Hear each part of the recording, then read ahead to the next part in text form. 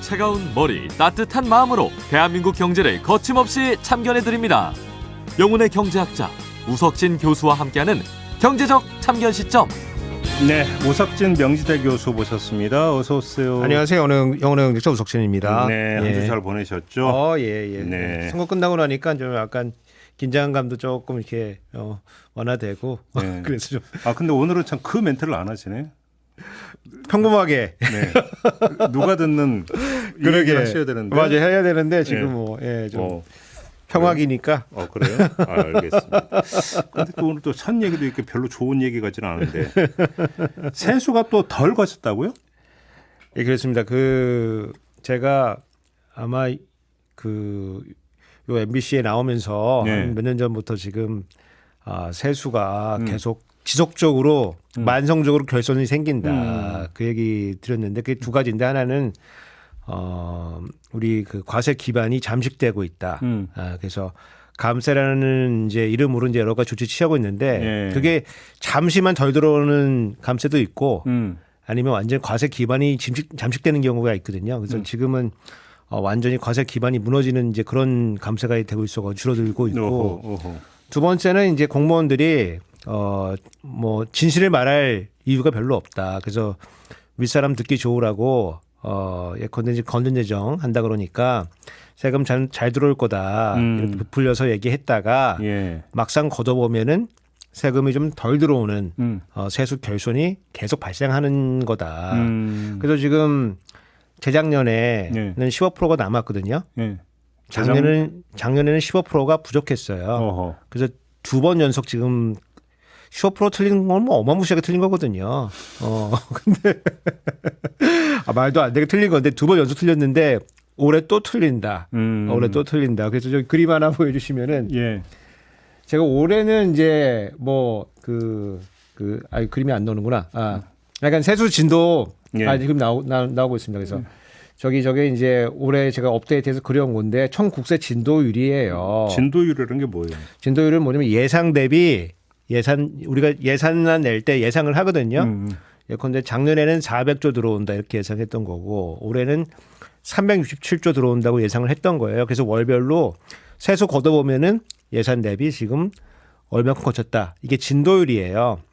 그래서 예산 대비 정확한 예산 대비 예산안 대비 얼마큼 거쳤다. 이게 진도율인데 이 진도율을 잘 보면은 이제 올해 세수가 얼마큼 거칠 건지 알 수가 있어요. 그래서 보통 우리가 세수 예측을 할 때는 보통 보수적으로 해요. 그렇죠. 돈이 많이 들어온다 그랬다가 돈이 모자르면 낭패니까 돈이 약간 조금 들어와 이렇게 예상했다가 돈이 조금 더 들어오면 남잖아요. 그건 다음에 넘겨서 살면 되기 때문에 그래서 조금 소폭 남기게 해요. 그래서 보통은 세수를 걷다 보면은 연말이 되면은 100%가 되는 게 아니라 보통 103에서 104%가 됩니다. 그래서 3% 4%좀 남아요. 그래서 그거를 세계 잉여금으로 넘겨서 다음에 삶 사는 거예요. 네네네. 그래서 그 월 진도가 한 8, 9% 정도 간다고 보면 되거든요.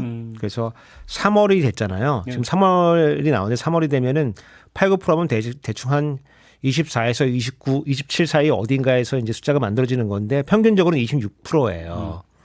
그래서 올해 지금 진도율은 그거보다 3% 낮은 23%다. 23%고 작년에는 되게 세수가 안 좋았잖아요. 그렇죠. 작년에는 21%였어요. 그래서 작년보다는 지금 진도율은 좋지만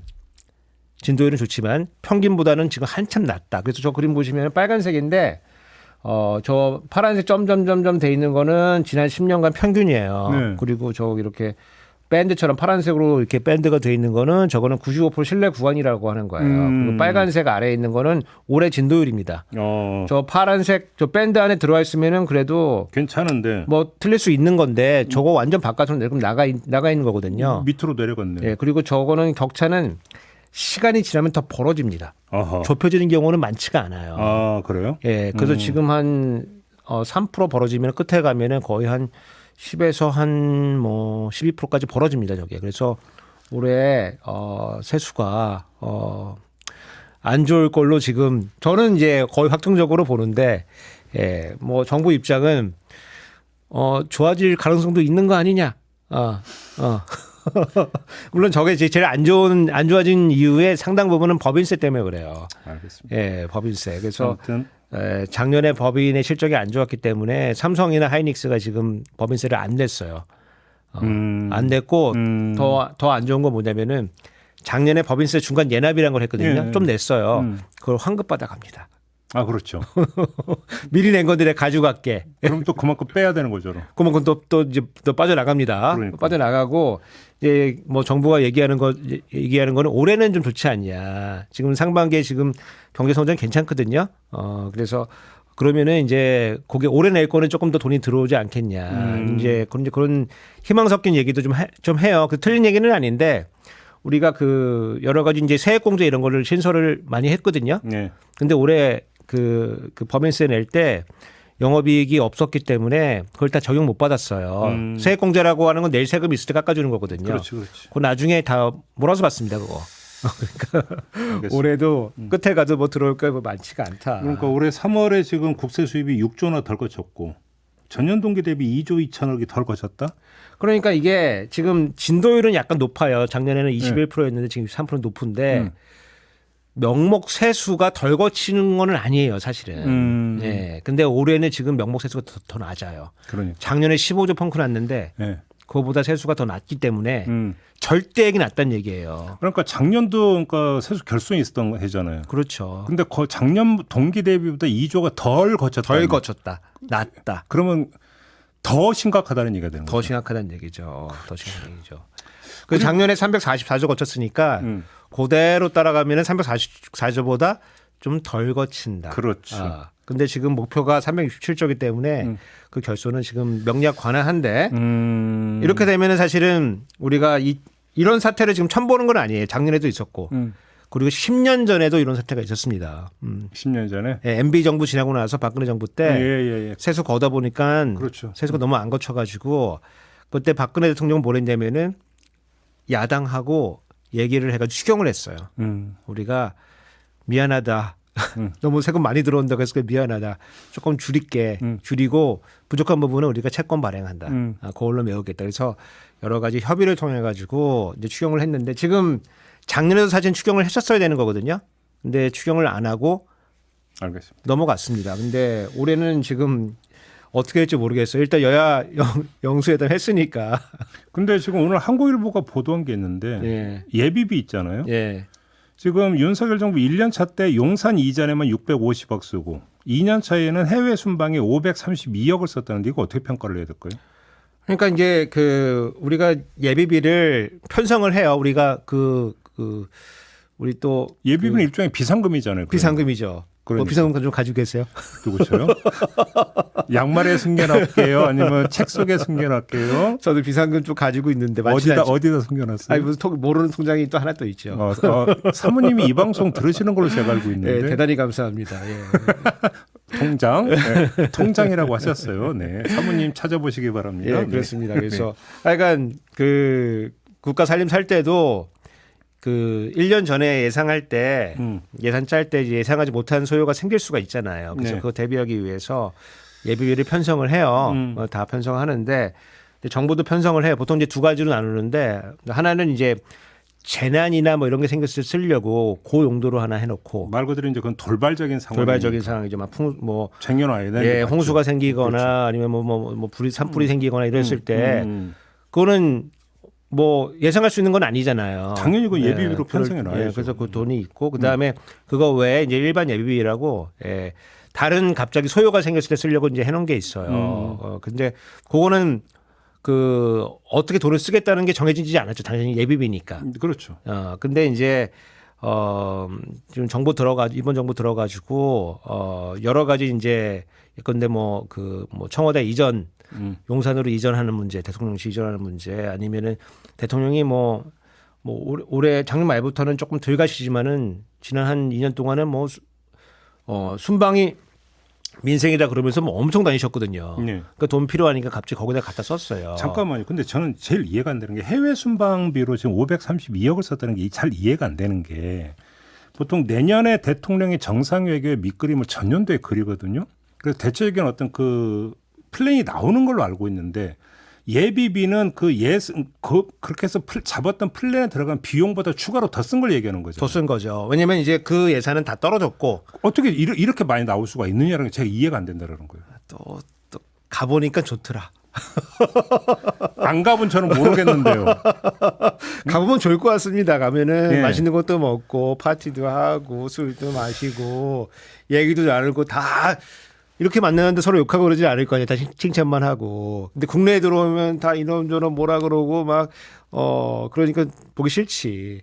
그러니까 한번 나가보니까 좋으니까 계획에 없던 것도 많이 잡아가지고 아마 다니셨을 거다. 그러니까 이제 예비비가 필요했을 거고. 근데 이렇게 쓸 거면은 아까 그 진행자 말씀하신 거대로 국회 예산 심의를 받아가지고 편성을 해줘야 돼요. 근데 이게 이제 싫으니까 네. 이제 예비비에서 갔다가 이제 막 그냥 끌어다 쓰는 건데. 네. 근데 이렇게 하다 보면은 이제 국회 통제를 안 받는 예산 지출이 되는 거거든요. 그래서 요게 뭐 한두 번이야 뭐 그럴 수 있다고 치는데 네. 갑자기 나는 대통령이 돼가지고 기존에 예컨대 문재인 대통령은 해외 다니는 거를 뭐 그렇게 즐기지 않았나 모양이다. 나는 다니면서 외교 문제를 다 이거를 다 풀어가지고 성과를 내보겠다라고 뭐 그렇게 생각할 수도 있는 거니까. 근데 예산에는 없으니까 이렇게 뭐 쓴다고 뭐 할 수는 있는데 뭐 이제 두 번째부터는 사실은 그러면 예산으로 편성해서 심사 받아야 되는 거거든요. 그러니까 해외 순방 같은 경우는 그 이렇게 예비비까지 끌어다 써야 됐다면 두 가지 경우의 수거를 생각할 수 있는데 원래 전년도에 잡아놨던 대충 정상회의 일정표에 없던 돌발적인 국제 상황이 발생해서 대통령이 해외로 나갈 수밖에 없는 어떤 돌발적인 요인이 있었거나 아니면 원래 그 예정됐던 일정이지만 여기서 뭔가 지출이 더 발생을 했거나. 근데 제 기억을 더듬어 보면 둘 다 그렇게 돌발적인 외교 상황이 발생해서 대통령이 급하게 다시 해외에 나가야 되는 일이 있었던가 제 기억에는 별로 없고요. 그래도 뭐 부산 엑스포도 뭐 한다고 좀 다니시고 막 그러셨으니까 그때 무슨 뭐 약간 뭐 그 정상 외교 뭐 기네스북에 올린다고 뭐 하면서 뭐 엄청 많이 만나고 막 그랬으니까. 그다음에 나가서 쓰는 돈은 원래 그 나가면 보통 이제 그 무슨 행사는 다 짜여져 있잖아요. 비용이 추가 지출된 게 별로 없잖아요, 사실. 그거는 이제 들여다봐야 되죠. 들여다봐야 되죠. 이거는 뭐 제가 뭐라고 이해가 좀 잘 안 간다. 그건 또 이해해 주셔야 됩니다. 그래요? 예, 안에서 자꾸 혼나면은 밖에 나가고 싶은 거 그거 참 이해해 주셔야 됩니다, 그거. 알겠습니다. 그러니까 근데 이게 그 사실은 이게 기재부가 쓰는 여러 가지 이제 꼼수 중에 하나인데 요즘 이제 예비비에 묻는 겁니다, 이제 예산을 묻고 그 다음에 이제 기재부가 또 예비비를 어떤 용도로 많이 쓰냐면은 이제 우리 그 헌법에 따르면은 이제 예산 편성권은 이제 정부가 갖고 있어요. 행정부가 갖고 있고 네네. 그 국회는 증액을 할 수가 없거든요. 감액만 할 수가 있어요. 맞아요. 근데 그 국회의원들이 원하는 사업들이 있잖아요. 그러면 이제 증액을 할 수가 없으니까 넣어줄 수가 없어요. 그래서 보통은 어떻게 전략 짜냐면은 예비비를 많이 넣어요. 그렇죠. 예비비를 많이 넣었다가 이거를 삭감하면서 그 사업들을 넣어주거든요. 예, 작년에 이제 우리가 올해 예산 짤 때도 예비비를 5조를 넣었다가 그거를 한 2조 정도 삭감하면서 다른 사업들 넣어줘가지고 이렇게 합의를 보는. 그러니까 뭐 그런 꼼수들 쓰고 있습니다, 진짜. 일반 가게에는 옛날에 참 봉투에 넣어줘서 우수리 탁 떼고 예. 예비비 챙기는 맛이 있었는데 저는 뭐 그래 본 적은 없습니다. 요즘은 급여 이체 시대가 되다 보니까 여지를 없애버렸다. 아마 직장에서 그 월급 받으시는 분들은 수당과 이제 본봉을 갈라가지고 뭐 그렇게 하고 있는 걸로 알고 있습니다. 저는 들어서 알고 있습니다. 저는 그런 건 아닌데. 통장이 있다며 통장. 대단히 감사합니다. 네, 세상이 좀 삭막해졌다 이런 얘기하면서 오늘 본론으로 좀 들어가죠. 이 국민연금 얘기를 한번 좀 종합 정리를 좀 해야 될 것 같은데 일단 딱 보시기에 21대 국회 안 될 것 같죠? 교수님 보시기에.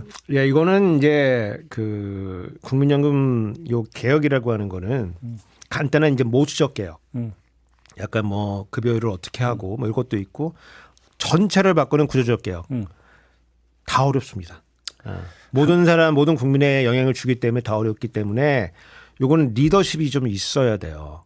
그래. 리더십. 그래서 리더십이 자기의 정치적 책임을 지고 이거 걸고 그러니까. 이렇게 해야 되는 건데 지금 이거 국회에 지금 던져놓은 상태이기 때문에 프랑스의 마크롱처럼 그렇게 해서 진행을 해야 되는데 뒤에 좀 더 말씀드리겠지만은 이제 윤석열 대통령이 하다가 제가 봤을 때 제 느낌인데 조금 이제 쪼물락쪼물락하다가 좀 어려울 것 같으니까 굳게 확 던져버렸어요.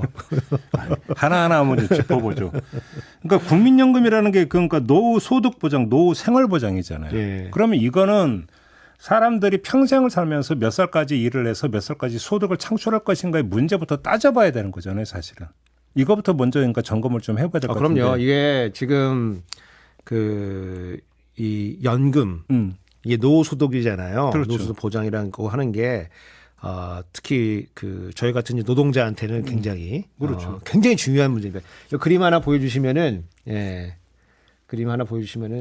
저 굉장히 유명한 논문인데요. 예. 이 연금이나 은퇴 연구하시는 분들한테 저게 굉장히 그 유명한 러스트하고 팔런이라는 사람이 두 분이 쓰신 논문 중에 이제 하나인데 저게 이제 미국 노동자의 이제 은퇴 행동을 저걸 묘사를 해놓은 거예요. 쌍봉이네. 저기 쌍봉입니다. 쌍봉. 그래서 저게 이제 쌍봉이 두 개가 생기는데 가로축은 연령이에요. 예. 그리고 세로축에는 저게 이제 얼마나 많은 사람들이 이제 은퇴를 하게 되는가. 은퇴가 몰리는 시점이 두 시점에 몰리는 겁니다. 두 시점에. 그래 어떻게? 그래서 저게 왼쪽에 있는 첫 번째 봉은 이제 62세예요. 이건 법적 정년 이때 얘기하는 건가요? 미국은 옛날에는 이제 법정 전력이 있었는데 70년대 지나오면서 이제 법적 정년이 없어졌습니다. 없어요? 미국은 없습니다. 없습니다. 우리나라도 이제 곧 이제 그런 걸 따라갈 텐데 여하튼 이제 법적인 정년이 없는데 62세 사람들이 이제 은퇴를 막 하기 시작하는 겁니다. 근데 저때 언제냐면은 저때 이제 우리나라로 치면 국민연금, 미국으로 치면은 이제 사회보장, 소셜 시큐리티를 받을 수 있는 신청할 수 있는 연령이 되는 거예요. 네. 그래서 저때 한바탕 이제 은퇴를 하고, 근데 많은 사람들이 그때 다 은퇴를 하는 게 아니고 조금 기다리고 있다가 65세가 되면은 두 번째 피크가 쭉 올라가는 겁니다. 예. 왜냐면은 미국은 의료보험을 직장을 통해서 받는 게 일반적이에요. 내가 나이가 들었는데 혹시 아팠는데 직장이 없으면은 지역의료 우리나라는 지역 우리는 이제 그 건강보험에 있기 때문에 전 국민이 거의 다 들어있기 때문에 상관이 없는데 그렇죠. 직장이 없으면은 건강보험을 받을 수가 없을 수가 있어요. 우리나라 치면 그 지역 이게 없어요? 없습니다. 지금은 이제 오바마 케어 해가지고 조금 만들어지긴 했는데 저 연구가 진행될 때만 해도 없었어요? 없어요. 그래서 이제 내가 예컨대 우리나라 지금 국민연금 받을 수 있는데도 불구하고 건강보험 때문에 직장을 더 다니다가 65세가 되면은 이제 메디케어라고 하는 이제 나이 든 사람들이 들 수 있는 건강보험을 받을 수가 있어요. 그래서 65세가 되면은 이제 사람들이 대규모로 이제 은퇴를 시작한다. 그래서 나이 든 사람들 이게 이제 고령 노동자잖아요. 예. 고령 노동자에게 제일 중요한 거는 연금도 중요하고 건강보험도 굉장히 중요하다. 그렇죠. 굉장히 중요하다. 그래서 저기가 이제 저 주 제도가 우리가 그냥 뭐 노후소득 보장 이것만 보는 게 아니고 온갖 모든 이 노년의 의사결정에 굉장히 중요한 팩터가 된다. 이제 요게 이제 하나고 두 번째는 이제 저거는 미국의 경우고 우리나라의 경우는 어떤가 조금 살펴볼 필요가 있어요. 예. 근데 우리나라는 미국하고는 좀 굉장히 다릅니다. 일단 법적 정년이 있고 법적 정년도 있는데 사후정이 있고. 예, 우리나라는 이제 주된 일자리라는 개념이 있어요. 그건 뭐예요? 주된 일자리. 그래서 뭐 논문마다 조금씩 그 정의는 좀 다른데 보통 이제 10년 이상 일하는 일자리. 내가 여기 여러 가지 전직을 막 하잖아요. 네. 근데 내가 오랫동안 일하는 일자리가 내가 가장 경험도 많이 쌓았고 인적 네트워크도 있고 저희는 이제 그걸 인적 자본이라고 하는데 네. 인적 자본 축적을 거기서 많이 한. 예, 거기서 이제 물러나면은 사실은 이제 큰일 나는 거죠, 사실은요. 그래서 주된 일자리에서 이제 퇴직 혹은 은퇴를 하게 되는데 그 시점이 보통 40대 후반, 50대 초반입니다. 빠르다. 그렇습니다. 예, 40대 후반. 법적 정년과는 상관없이. 법적 정년은 이제 뭐 지금 제도가 바뀌면서 55세에서 점점 뒤로 이제 밀리고 있고요. 네. 55세 시작해서 점점 뒤로 몰리고 있고 최근에는 이제 임금 피크제. 그렇죠. 를 도입한 이제 직장들이 좀 있기 때문에 조금 더 뒤로 법적으로는 더 밀리고 있어요. 근데 여하튼 그거와 무관하게 주된 일자리에서 자발적으로 혹은 비자발적으로 40대 후반이나 50대 초반에서 나오는 겁니다. 네. 그리고 완전 은퇴라는 개념이 있어요. 이제 일자리 이제 노동시장에서 완전 나오는 겁니다. 빠져나와서. 예. 그게 우리나라가 되게 늦어요. 몇 세인데요? 60세 후반입니다. 후반이에요? 60세 후반입니다. 60세 후반에서 많이 버는 사람 70세 초반까지 봅니다. 어허. 예. 그건 노인 빈곤하고 상관이 있는 건가요? 빈곤하고 상관이 있죠. 그러니까 생각해 보시면은 우리가 이제 입직한다고 하는데 노동시장에 처음 들어갈 때 입직할 때가 뭐 빠르면 20대 초중반, 그렇죠. 요즘에는 20대 후반 이렇게 되는 거잖아요. 그렇죠. 그래서 30세로 보면은 20년 일하고 50세에 주된 일자리에서 나오는 거예요. 야, 진짜. 그러니까 20년 일하고 음. 나오면은 내가 완전히 노동시장에서 나오는 게 70세 이제 거의 가까이 되니까 20년을 완전히 일하는데 되게 힘들었잖아요. 노동시장에서. 그렇죠. 먹고 살기도 힘들고 애들 키우기 힘들었는데 그렇지. 50세부터 20년을 또 지옥같이 또 살아야 되는 거예요. 그렇죠. 안정된 소득 없이. 그렇지. 이게 이제 우리나라 지금 이런 상황입니다. 그래서 음. 점진적 은퇴라는 개념을 저희가 이제 쓰기 시작해요. 학계에서. 예, 그래서 주된 일자리 나와가지고 거기서 바로 소득이 막 없어지고 이렇게 되면은 이제 큰일이잖아요. 노동 연금은 지금 받으려면 훨씬 남았고 한참 남았고. 한참 남았고 그래서 뭔가 점진적 은퇴할 수 있도록 이렇게 예를 들어서 노동 일수나 노동 소득은 줄어들더라도 감수하고 계속 일을 일을 하는. 할 수 있도록 그래서 점진적으로 은퇴할 수 있게 요 브릿지 잡, 요 가교 일자리들을 조금 우리가 고민을 해야 된다. 이제 이런 논의가 지난 한 뭐 10년 동안 계속 있었고요. 남 얘기가 아니네 사실. 근데 이제 이게 되게 재밌는 게 여성 노동자 같은 경우에는 이런 그런 일자리 50대 정도 일자리에서 스트레스를 많이 안 받아요. 아 그래요? 왜냐면 여성이 이제 그 처음에 이제 입직을 하고 나서 이제 결혼 출산을 경험하면서 노동시장에 나왔다가 다시 재진입하는 경험을 하거든요. 그래서 굉장히 탄력적인 일자리를 하고 할 말 다 해요. 이런 게 되게 능숙해. 근데 남자 노동자들은 이제 약간 조직적인 문화에 있다가 나와가지고 그렇지. 얘기를 잘 못해. 그렇지. 그래서 혼자 예. 체면 차리고 이러니까 50대 일자리가 굉장히 괴롭습니다. 여하튼 그래서 20년 동안 이제 여러 일자리를 전전하면서 브릿지 잡들을 다니면서 이제 지내고 있으니까 노인 빈곤이 우리가 심한 거예요. 그렇죠. 그래서 저 그림 보여주시면은 저게 이제 우리나라의 이제 그 빈곤율을 보여주고 있는 건데 가로축은 이제 전체적인 이제 빈곤이에요. 네. 그리고 세로축은 노인 빈곤입니다. 그래서 우리나라 어디냐면은 저 가운데 맨 위에 파란색으로 되어 있는 게 우리나라입니다. 맨 꼭대기에 맨 있는데요? 꼭대기. 예. 맨 꼭대기에 있는 거고 맨 꼭대기에 있다는 얘기는 노인 빈곤율이 가장 높다는 얘기입니다. 아하. 그리고 우리보다 조금 낮은 나라는 중국입니다. 그렇네요. 뭐 미국이나 일본은 우리보다 훨씬 그 낮은 수준입니다. 예. 우리나라는 지금 노인 빈곤율을 이제 어떻게 측정하냐에 조금씩 다른데 40에서 45% 정도 지금 노인들이 빈곤하다. 그 얘기는 뭐 여러 가지로서 이제 설명이 되는 건데 지금 노인들은 이제 지금 자녀들 키우느라고 너무 전력 투구해가지고 그 돈이 별로 없고 뭐 하는 게 별로 없고 자신의 노후에 좀 있다 하더라도 자신의 노후에 쓰지를 못하는 거죠. 그렇죠. 자식들 건사해 쓰는 그렇죠. 거니까. 그래서 저게 보통은 이제 그 중위소득 대비 50%가 안 되면 저희가 빈곤으로 보통 보거든요. 예. 그래서 지금 노년의 소득이 지금 굉장히 문제다. 그렇기 때문에 이 노년 소득을 이제 보장하는 이런 정책들은 상당히 정책계에 굉장히 강조점이 되고 이게 사람들이 지금 와닿을 거예요. 그러면 더 받아야 되는 거잖아요. 국민연금. 그러니까 지금 뭔가 그 뒤에 조금 말씀드리겠지만은 재정 안정화냐 아니면 소득 보장이냐 네. 내용은 조금 더 따져봐야 되겠지만은 지금 국민들이 들었을 때 뭔가 좀 노년의 소득이 좀 보장이 되는 방식이면은 내가 거기 좀 찬성할 의사가 있다. 아까 말했죠. 우리나라 노인 같은 경우는 60대 후반까지 일을 한다고. 그 얘기는 60대 중반 되면 국민연금 수령은 가능해지잖아요. 가능해지죠. 그럼에도 불구하고 국민연금만 가지고는 생활이 안 된다는 얘기. 생활이 안 되죠. 안 된다는 얘기잖아요. 안 되죠. 그러니까 그러면 더 받는 건 그렇게 가야 되는 거 아닌가요? 그러니까 이제 그거에 이제 울림이 있는 건데 딱 들었을 때 나 조금 더 받았으면 좋겠다. 대신 조금 더 내라 그러는데 그건 내가 내겠다라고 하는 이제 사실 의사결정이 이제 만들어진 건데 이때 이제 미래 세대 얘기가 또 따로 나오겠죠. 근데 여하튼 이제 지금 우리 그 노년의 이 소득이라고 하는 건 굉장히 불안정한 상황이다. 그렇죠. 불안정한 상황이고 이것이 또 문제가 되는 게 뭐냐면은 그러면 노년을 부양해야 되는 약간 40대 50대 그 세대가 있는 거거든요. 네. 그래서 뭐 그냥 우스갯소리로 샌드위치 세대다. 그래서 위로도 봉양해야 되고 아래도 자식 키워야 되고 그래서 이거는 그냥 제가 그냥 학술적으로 들은 얘기인데 그 어머니 세대가 기대보다 더 오래 생존하고 계신다.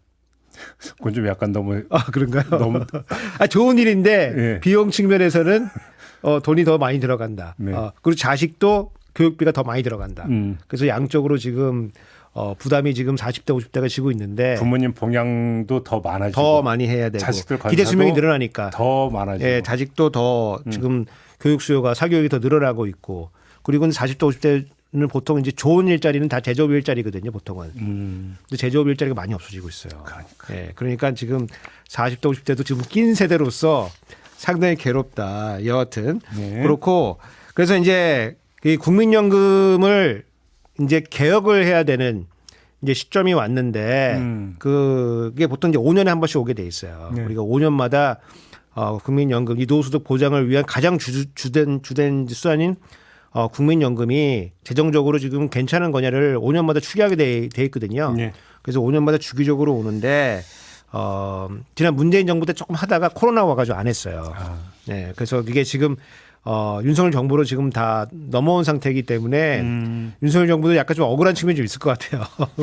그때 왜 안 해가지고 떠넘겼다. 나한테 한꺼번에 10년치를 한꺼번에 해야 되니까. 예. 자 그러면 그러니까 그래가지고 지나가는데 이제 이걸 이해하시려고 하면은 이제 그 국민연금 제도를 조금 이해를 좀 해주셔야 돼요.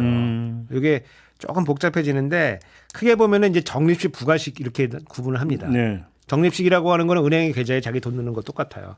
내 돈을 노후소득을 위해서 저금을 해놨다가 적립해놨다가 내가 그거 찾아서 쓴다. 적립식. 적립식입니다. 근데 이렇게 운영하는 나라는 거의 없어요. 그래요? 예.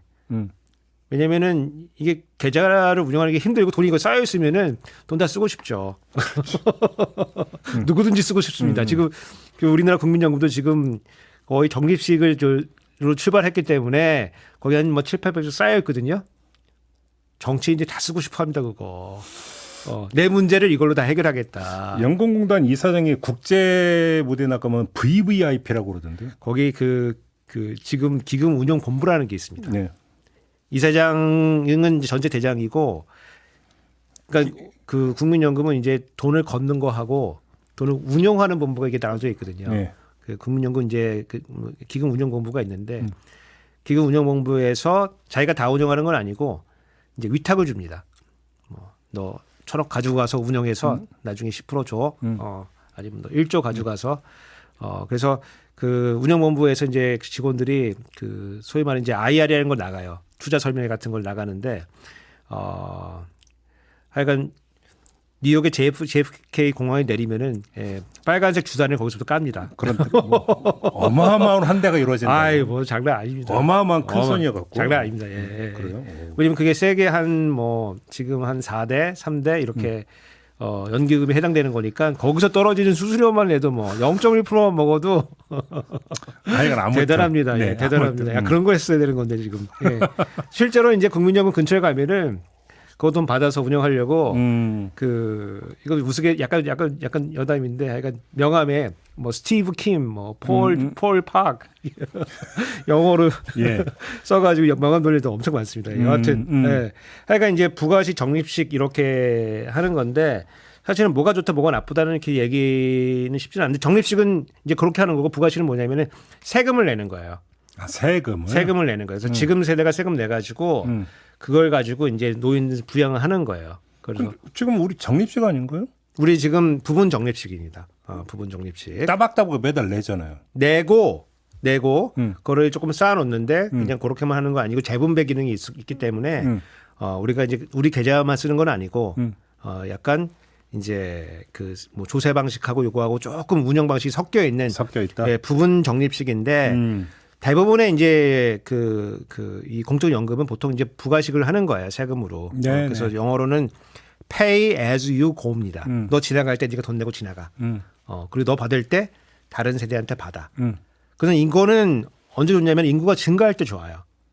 그렇겠대. 당연히. 두 명이서 한 명 노인 부담하다가 그렇죠. 노인 인구가 늘어나가지고 세 명이서 한 명 부담하고 4명이 사면 부담하고 그러면은 이게 마치 뭐 약간 다단계 같은데 그러니까 사회보험이 사실은 여기에 기초하고 있는 겁니다. 기초연금 같은 경우는 부가식이라고 해야 되는. 그렇죠. 그렇죠. 그래서 그렇게 이제 구성이 돼 있는데 지금 이제 현재 요율은 9%예요. 그렇죠. 9%고 직장인 같은 경우에는 반반씩 사용자 반, 그렇죠. 사용자 반, 이제 노동자 노동자 반, 반. 예, 근로자 반 이렇게 네 개에서 100만 원 이제 뭐 임금 받는다 그러면은 9% 떼어가지고 그렇죠. 9% 이제 9만 원 내야 되는데 4만 5천 원은 내가 내고 4만 5천 원은 사장님이 내준다. 지역가입자는 얼마나 그게 부러운지. 그렇죠. 네. 그래서 이게 만약에 소득 보험료를 올리잖아요. 그러면 제일 많이 반대하는 게 사용자 단체입니다. 기업이 당연히 그러겠죠. 예, 옛날에 이제 요거를 그 보험료를 많이 올린다고 했었는데 제일 크게 반대하는 데가 사용자입니다. 요번에도 사실은 제가 말씀드리겠지만은 보험료를 지금 9%라고 했잖아요. 15% 안이 있었어요. 15%. 네, 맞아요. 그래서 제가 취재해 보니까 15% 안을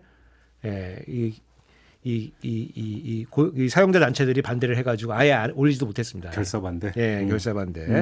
그래서 적립식과 이제 부가식이 있고 뭐 그런 수익률에 따라 가지고 혹은 인구 증가율에 따라 가지고 뭐가 좋다, 뭐가 나쁘다 이제 이게 정해지는데 우리나라는 지금 그 부분 적립식을 지금 채택을 하고 있고 걷는 거는 그렇게 하고 내지 이제 돈 주는 거는 확정 급여액이라는 걸 채택을 하고 있어요. 그래서 예. defined benefit DB라고 하는데 받는 게 지금 정해졌습니다. 네. 그래서 내가 돈을 얼마큼 냈냐. 그렇죠. 에다가 기간만 고려를 하면은 내가 받는 게 정해집니다. 가끔 통보 오던데요. 예, 공단에서. 그렇죠. 이제 사실 뭐 그만큼 안 주지만. 예. 그래서 이 우리 촌철님들이 조금 더 유식하게 얘기하시려고 하면은 A 파트, B 파트가 있다 이렇게 외워두시면 어디 가서 얘기하기 좋습니다. 그럼 뭐예요? A 파트, B 파트. 그래서 A는 노동자 전체 평균이에요. 예. 그리고 B는 내가 번 거예요. 그래서 A 파트, B 파트. 네. 그래서 A 파트, B 파트가 있어가지고 요거의 평균을 내가 받는 겁니다. 네. 그 내가 평균 노동자보다 돈을 많이 벌었어. 그러면 그걸 평균 내니까 조금 떨어집니다. 받는 게. 그리고 내가 조금 평균보다 좀 돈을 덜 벌었어. 그럼 조금 올라갑니다. 예. 그래서 A 파트, B 파트 있어가지고 그거의 평균을 주기 때문에 이게 소득 재분배 기능이 있어요. 그리고 사실은 이 공적연금 가장 좋은 건 뭐냐면은 물가 연동을 해줍니다. 예. 물가 이렇게 올라가면은 같이 올라가요. 그렇죠. 여러분들이 그 은행에서 하고 있는 사적연금은 그런 게 거의 없습니다. 그렇죠. 맞아요. 예. 그래서 지금 가입할 때는 많이 드린다 그러는데 받을 때 되면은 진짜 별거 없습니다. 그래서 국민연금이 굉장히 좋은 건데 그것 때문에 여하튼 그렇게 좋은 이제 국민연금이 지금 체계로는 이제 문제가 좀 있습니다. 그래서 사람들 겁줄 때는 이제 연기금이 고갈된다. 재정 고갈 얘기를. 재정 고갈된다. 그래서 더 나가면은 니네 자식 세대를 착취하는 그렇죠. 그런 것이 되는 거다. 그 지금 아무튼 이제 도출된 게 두 개지 아니잖아요. 그거에 대한 평가를 좀 해봤으면 좋겠는데 하나는 더 내고 더 받는 아니고 하나는 그렇죠. 더 내고 그대로 받는 아니잖아요. 평가를 좀 해주신다면. 그 안 자체가 잘못 만들었다고 봐요. 그래요? 네. 왜요? 지금 이제 그 소득 대체율을 조금 이해를 하셔야 되는데 지금 소득 대체율은 40%예요. 맞아요. 40%. 근데 40년 가입했을 때 40%예요. 맞아요. 근데 우리가 지금 아까 말씀드렸지만 40년 가입한 사람 거의 없거든요. 거의 없죠. 평균적으로 20에서 25년 그 사이가 가입 기간입니다. 보통. 예. 그리고 미니멈은 최소는 10년은 가입을 해야 돼요. 그러니까 40년 가입할 때 40%니까 25년 이렇게 가입하면은 소득 대체율이 뭐 20% 혹은 30% 그 사이 어딘가가 된다는 얘기입니다. 그렇죠. 그러니까 내가 100만 원 받던 사람은 30만 원 받는 얘기니까 지금 뭐 높은 거는 아니에요. 그러니까 아까 처음 말씀드린 것처럼 노후소득이 굉장히 지금 불안정한 상태입니다. 근데 지금 9% 내는 거거든요. 지금 정부가 안을 안 냈어요. 그렇죠. 정부가 안을 안 냈습니다. 이런 경우도 있고 저런 몇 가지가 나왔어요. 24가지 안을 작년에 뭐 한다고 하다가 우리 24가지 안이 있어. 그리고 국회에 던진 거예요. 그래서 국회가 이제 연금 개혁을 위한 특위를 만들고 이제 공론화 위원회라고 하는 맞아요. 공론화 과정을 거친 거예요. 그러면서 두 가지 안이 이제 나왔는데 이제 1안과 2안이 지금 이제 요 공론화 풀에 이제 제한이 된 겁니다. 그래서 1안이 보험료가 지금 9%인데 13%를 올린다. 예. 대신 소득 대체율은 50%로 10%포인트 올린다. 지금 40이 50이 되는 거예요. 그리고 2안은 재정 안정화를 시킨다는 건데 받는 거는 그대로. 그렇죠. 그러니까 소득 대체율은 그대로 40%. 대신 보험료율만 올린다. 12%. 그러면 제가 뭐 경제학자지만은 야, 두 안 중에서 1안이 1%포인트만 더 내면은 소득 대체율이 40에서 50으로 올라간대. 당근이 고체. 당연히 저도 그거지. 그러니까요. 왜냐면은 이게 진짜 별 의미가 없다고 제가 느낀 게 이 공론화위원회 여기 그 풀에 들어가신 분들은 죄가 없어요. 네. 일반 시민들 얘기하는 거죠. 아니 재정 안정화야 해결이 되니까 니네가 안을 내놓은 거지 나한테. 내가 뭐 그런 것까지 다 계산을 해야 돼? 네. 네가 문제가 없으니까 우리한테 선택권을 준 거잖아. 그렇죠.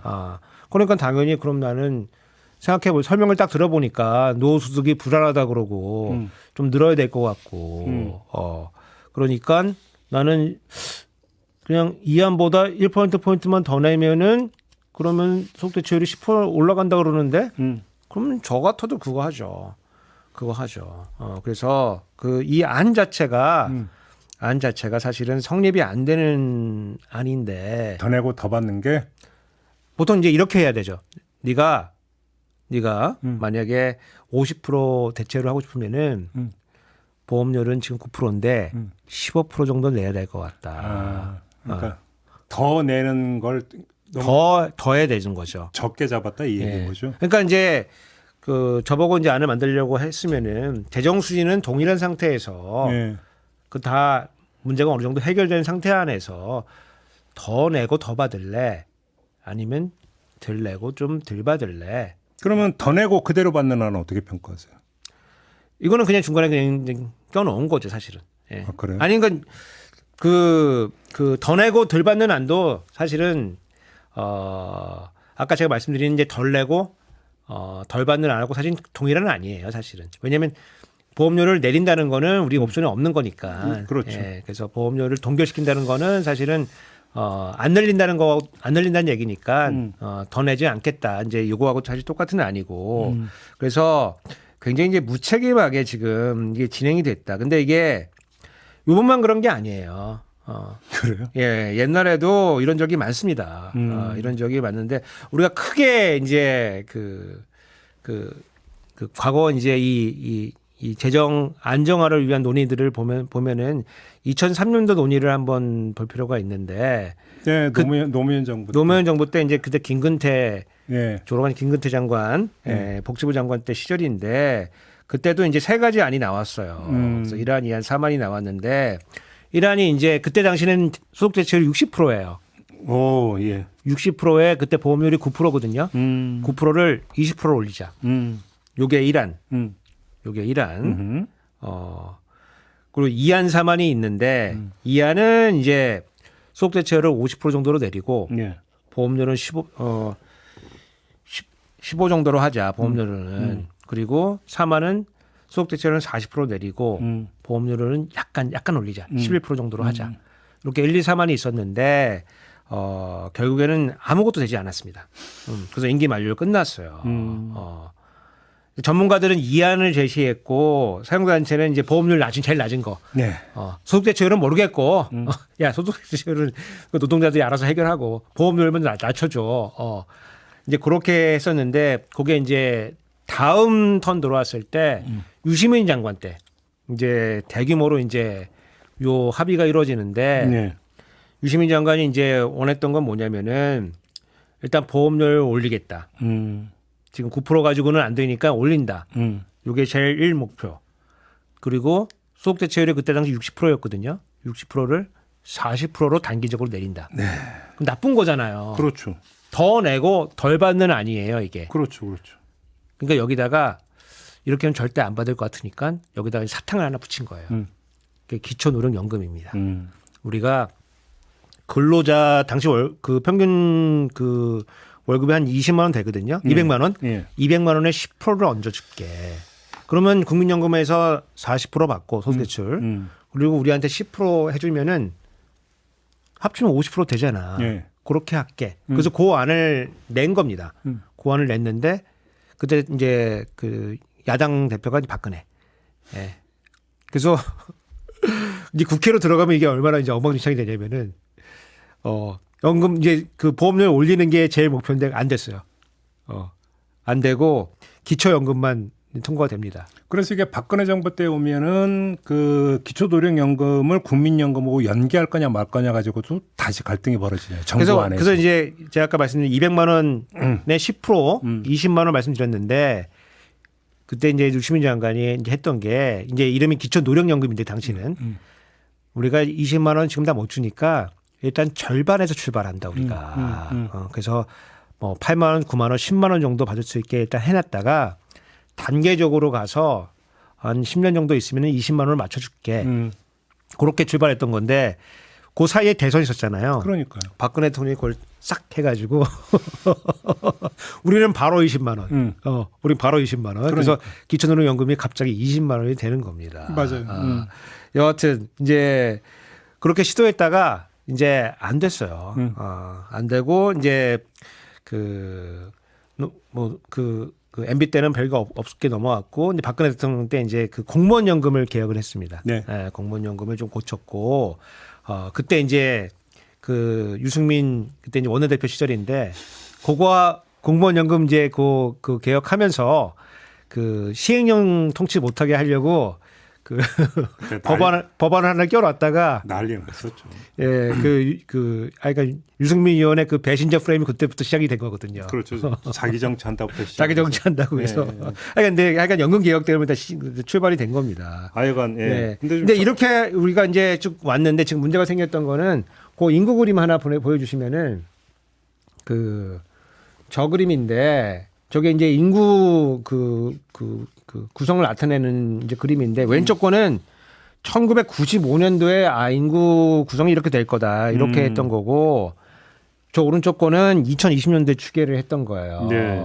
근데 저기 보시면은 2020년도에 저 아래쪽이 푹 파이잖아요. 이게 저출생 문제하고 연결되는 거예요. 저출생 이제 고령화가 되니까 위가 튀어나오고 이제 아래가 줄어드니까 지금 아까 우리가 요 사회보험을 유지하려고 하면 인구가 계속 늘어나가지고 그렇죠. 2명이 했던 걸 3명이 부담하고 4명이 부담하고 이러면은 저게 문제가 없는데 저게 저렇게 파이게 되니까 저게 이제 문제가 생기는 거예요. 저거는 확실하게 생깁니다. 무슨 50%의 확률로 생기고 50%의 확률로 안 생기고 이게 아니고 저는 확실하게 생기는 거고 저게 이제 나중에 저거를 2100년까지 저거를 그려보면은 2100년이 되면 또 인구 구조가 또 괜찮아요.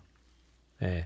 저게 이제 2100년이 되면 2100년이 돼. 그러니까 지금 여기서 연금 재정 이제에서 이제 이 고금 분투하시는 분들은 2100년까지 어떻게 한번 버텨보자. 왜냐하면 저 푹 들어간 저기 저출생 저 연령대가 이제 노인이 되면 저게 부양해야 되는 노인이 줄어든다는 줄어들죠. 얘기고. 그래서 저게 이제 그 통구조로 바뀌거든요. 통구조로. 예. 그래서 제가 뭐 2100년까지 살 것 같지는 않지만 2100년까지 저 문제를 잘 버틸 수가 있으면은 네. 그러면은 그 다음부터는 그 자체로 또 돌아간다. 그래서 지금 연금 개혁을 반드시 해야 되는 거고 할 때는 지금 우리 세대가 책임감 있게 책임감을 가지고 해야 된다. 자, 그러면 여기서 어렵게 얘기하지 말고 예. 자, 두 마리 토끼를 다 쫓아야 되는 거잖아요. 재정 안정화 부분하고 소득 보장하고. 그러면 그래서 이제 하여간 뭐 지지고 볶다가 두 개의 안이 나왔는데 지금 그 교수님의 평은 그렇게 좋지가 않아요. 좋지 않습니다. 예. 그러면 교수님이 한번 제시를 한다면 어떤 안이 나올 수 있다고 생각하십니까? 저는 이제 이 안은 국회가 낼 수는 없다고 봐요. 어차피 이제 그 표를 생각해야 되니까. 국회는 못 합니다. 그렇죠. 예. 국회는 그러니까 정치인들 국회가 책임지고는 못 합니다. 이거는 안을 못 내놓습니다. 이거는 예. 대통령이 내놔야 됩니다. 대통령이. 네, 대통령이 그러니까 행정부가 내놓는 건데 마크롱처럼. 대통령이 정치적 명운을 걸고 내놔야 되는 겁니다. 근데 아까 20몇 가지 던졌다며요. 그러니까 그래서 이 사단이 나는 겁니다. 지금 예. 이 사단이 나는 겁니다. 예. 이게 대통령님이 이제 뭐 3대 개혁 말씀하셨잖아요. 그 노동개혁하고 교육개혁하고 연금개혁인데 노동개혁은 사실은 별거는 없었어요, 지금. 예, 지금 없었고, 교육개혁도 사실 제가 봤을 땐 별거 없었고, 지금 시끄럽기만 하고, 예, 지금 혼란만 지금 가중되는데, 요거는 해주셔야 된다.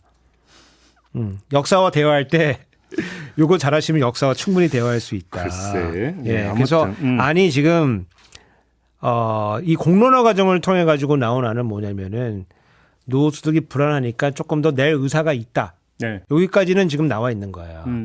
그러니까 소득 대체율을 올려간다에 대해서는 지금 야당은 그렇게 지금 푸시를 지금 하고 있는 겁니다. 그래서 지난 영수 회담에서 대통령이 굉장히 반감을 표시하셨거든요. 뭐 22대 국회에서 처리하는 거. 좀 어렵지 않냐 네. 이런 안은. 네. 그러면서 동시에 우리가 국회에 자료 다 줬다. 자료 줄 문제가 아니고 본인이 해결을 해야 되는데 자료를 줬다 그러면 어떡하는지 진짜. 네. 여하튼 소득 대체율은 지금 올려달라는 거예요. 네. 그러면서 동시에 너무 돈을 많이 내기는 싫다. 아니 그런 이제 의사가 지금 표시가 된 거예요. 아니 그러니까 공론화 조사 뒤에 설문조사에는 그렇게 나왔죠. 다수가. 표시가 나왔는데 요거는 지금 소득 대체율을 소폭 올리더라도 지금 보험료율을 올려갈 수밖에 없다. 그래서 그거에 이제 명운을 걸어야 된다. 이게 이제 하나고. 근데 다른 대안들은 뭐가 나오고 있냐면은 아예 청년들과 네. 지금 9세대를 갈르자. 그 얘기는 무슨 얘기 어떻게 해서? 그건 이제 KDI 아닌데 지금 지금 연금제도 유지하려고 그러면은 청년들이 지금 등골이 휘니까 어른이 됐을 때, 그리고 지금 태어난 애들이 어른이 됐을 때 거의 이제 뭐 40% 이상 세금을 부담해야 될 수도 있거든요. 네. 근데 우리나라 역사를 이렇게 쭉 보면은 세부담이 30% 넘어가는 거를 사람들이 원하지 않습니다. 우리 조선 시대 때 봐도 특히 이제 임진왜란 때 그 우리가 의벽이 많이 생겼잖아요. 그러니까 예를 들어서 역사책에 삼정의 문란으로 밀란이 발생한다. 삼정은 이제 우리 1800년대고 네. 그 1592년에 임진왜란이 생겨가지고 갑자기 의병들이 막 생겨가지고 이제 일본 군이랑 막 싸우잖아요. 네. 관군들은 막 도망갔다 그러는데 무슨 재수 방략 체계 뭐 이런 얘기 막 나오는데 그 이제 이 조사해가지고 설명하시는 분들이 우리나라 이제 소장농들이 보통 내는 게 보통 자기 소출이 있으면은 그거에 한 30% 정도를 내고 70% 정도를 가져갔는데 외군들이 들어와 가지고 일본은 50% 가까이 가져갔다는 거예요. 그러니까 완전히 사람들이 화가 나가지고 의병들이 많이 들고 일어났다. 의병이 걸기한 이유가 그거다. 뭐 그렇게 말씀하시는 분도 계세요. 아니 삼정의 문란이라고 또 결국은 조세제도에 좀 외국에서 그렇죠. 그러니까 밀란이 발생했다 이 얘기잖아요. 그것도 마찬가지죠. 그거는 이제 삼정의 문란은 이제 기본적으로 소위 말하는 인두세, 그러니까 인두세 부과해가지고 사람이 죽어서 없는데도 막 뭐 세금을 백골세에다가 그렇죠. 예, 뭐 그런 거거든요. 여하튼 그럼 40% 이상 부담하는 여러 가지 세금 다 합치면은 이런 세대가 되는데 이거는 안 되지 않냐. 그렇다고 해서 노후소득이 보장이 되는 수도 있는 거니까 아예 이거를 개정을 갈르자. 제도를 갈라가지고 젊은 사람들끼리는 새로 시작을 하고 지금 있던 사람들끼리는 그 안에서 한번 해결을 한번 봐봐라. 근데 그 안에서 그럼 이 재정 갖고 되냐 이거잖아요. 그러면. 그러니까 이제 더 이상 돈 낼 거 아니면은 그러면 이제 적게 받고 얘가 살아라 이제 뭐 이런 의미가 담겨 있는 거죠 사실은. 이거 하고 땡 쳐라 그런 거네. 여기 이제 보면은 이제 사실은 이제 국가적인 이제 부담, 국가가 더 돈을 더 넣어야 될 거 이런 것들이 조금 더 포함되기는 하는데 기본적으로 니네 세대 거는 니네가 알아서. 그러면 그 교수님도 개인 견해는 그 불리하니까 현실적이라고 보세요? 저는 현실적이 아니라고 보죠. 아니 아이디어는 한번 해볼 수가 있습니다. 예. 근데 우리가 이 사회적 보험이라고 하는 게 이제 강제보험이잖아요. 예. 강제보험이고 돈 있는 사람들은 이런 사회적 보험을 원하지 않습니다. 그렇죠. 이게 없어도 사니까. 나는 내 돈 가지고 그냥 살고 건물 사고 야 배당 받고 이러고 살면 되는 거지. 내가 건물주로서 월세만 내가 벌어도 이거를 여기다 왜 내는 거야? 그리고 우리 A와 B 제가 말씀드리지 않았습니까? 내가 평균보다 돈을 많이 벌면 내가 돈을 좀 적게 받는 구조인데 나 이런 게 부당하다고 생각한다. 그러면 소득 대체율을 올려주는 대신에 보험료도 확 올려라. 그 안이 있어야 된다. 공론에 그게 있어야 된다. 그러면 보험료를 한 15%? 이제 15% 안은 저는 그게 적당하다고 보는데 예. 사용자 단체가 반대하는 이다. 그러니까 하여간 교수님이니까 결론은 도식적으로 보면 보험료를 15%로 올리고 소득 대체율은 50% 그냥 가고 이렇게. 소득 대체율을 뭐 20%라고 주장하고 싶지는 않고 올리려고 하면은 그에 상응하는 재정이 안정화될 수 있는 보험료 안을 같이 내줘야지. 알겠습니다. 이게 서로 비교 가능한 선택이 되는 거지. 이렇게 지금 해놓으면은 제가 좀 진짜 나쁘게 얘기하면은 진짜 이 공론화 위원을 이끈 이분들 그냥 자리 하나씩 하고 그냥 치운 겁니다, 진짜. 무책임하다 이 말씀이시죠? 무책임합니다, 진짜. 무책임합니다, 진짜. 그러면 지금 교수님의 말씀을 종합 정리하면 21대 국회에서 처리하면 오히려 안 되겠네요. 계약이라? 지금 안이 나올 것 같지가 않아요. 그렇다. 네, 안이 나올 뭐 물리적으로도 힘들 뿐만 아니고 요게 전 국민에게 영향을 주는 거기 때문에 요거야말로 이제 합의 처리가 필요한 겁니다. 그러면 이거야말로 원점 백지화하고 원점 재검토? 안 되면 그렇게라도 해야 되는데 요거는 국회에 던지시면 안 됩니다. 이거는 대통령이 해야 대통령이 된다? 직접 예. 명운을 걸고 해야 되는 거예요. 명운을 걸고. 아니 그 가뜩이나 총선 참패했는데 어차피 그 명을 걸고 하면 인기 없는 거잖아요. 이거는 누가 봐도. 어차피 더 떨어질 때도 지금 없는데. 아니 그렇게 얘기죠. 예. 아니 그러니까 역사와 지금 대화하시려고 그러시는 거잖아요. 그러면 이거라도 잘 세팅해 놓으시면은 30년 있다가 그때 윤석열 대통령이 큰 결심하셨다. 역사적 평가라도 받을 수 있는 거 받을 수 아니냐? 있다. 근데 피해가면은 안 된다. 이거는 피해가면은 요 문제는 100% 오는 겁니다. 100% 오는 겁니다. 예. 그러니까 오늘의 결론은 대통령이 용단을 내리는 거 외에는 방법이 없다. 방법이 없다. 예, 이렇게 방법이 없다. 그리고 국회는 마지못해 그냥 받아주는 걸로 해야 된다. 국회는 거기에 약간 수정하는. 예, 왜냐하면 이제 그 여러 이해 당사자들이 들어오기 때문에 거기서 네. 약간 수정하는 안을 낼 수가 있어서 예. 합의해서 처리해야 되는데 지금 방식이 어떻게 돼 있냐면은 국회가 이제 공론화를 통해 가지고 안을 냈더니 행정부가 지금 다시 반대하고 있거든요. 그러니까요. 그래서 이걸 뭐 하는 플레이인가. 알겠습니다. 그래서 대통령이 조금 좀 모질게 마음 드시고 그러면 결심하셔야 된다. 마지막 질문을 이렇게 드리고 교수님의 이런 조언 내지 당부가 수용될 가능성은 몇 %라고 보십니까? 뭐 전혀 뭐 없다고 봐야죠. 이걸 오늘의 결론으로 예, 하고 없다고 마무리하도록 봐야죠. 예. 하겠습니다. 수고하셨어요. 고맙습니다. 감사합니다. 우석진 교수와 함께했고요. 저도 물러가겠습니다. 고맙습니다.